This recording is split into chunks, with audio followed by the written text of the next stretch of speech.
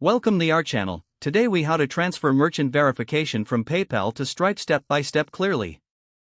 To transfer merchant verification from PayPal to Stripe, begin by logging into your PayPal account. Navigate to the settings menu, which you can find by clicking on the gear icon in the top right corner. Select the Account Settings tab. Locate and click on the Account Access option. Look for the API Credentials section and access your API credentials. You will need the API username, password, and signature for the next step. Now, open a new tab and log into your Stripe account.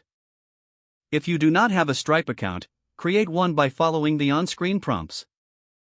Once logged in, go to the Settings option located at the bottom of the sidebar.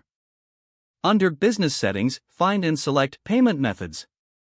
Look for the section to add a new payment method and choose PayPal. You will be prompted to connect your PayPal account to Stripe.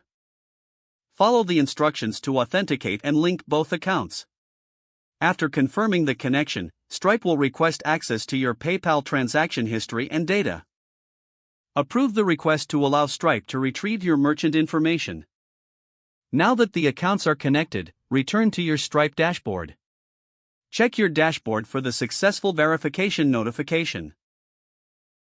If needed, provide any additional information Stripe requests during this process.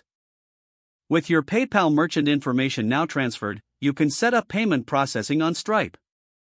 Test the integration by making a small transaction to ensure everything is functioning correctly. Keep an eye on both accounts for any updates or alerts related to the transfer. Once confirmed, you can proceed to deactivate any PayPal payment methods on your website if necessary. You have successfully transferred your merchant verification from PayPal to Stripe. If the page does not load, refresh the browser or try again in a private or incognito window. Make sure you are using the correct email address, then retype it carefully to avoid small typos. If your password is not accepted, use the reset option and create a new strong password you can remember. Check your spam folder for verification or security emails, then complete any requested confirmation steps. Enable two-factor authentication if available to improve account security and reduce unauthorized access risk. After signing in, review your profile details so your contact information and settings are accurate and current. Don't forget to like this video and subscribe to our channel for more step-by-step tech guides.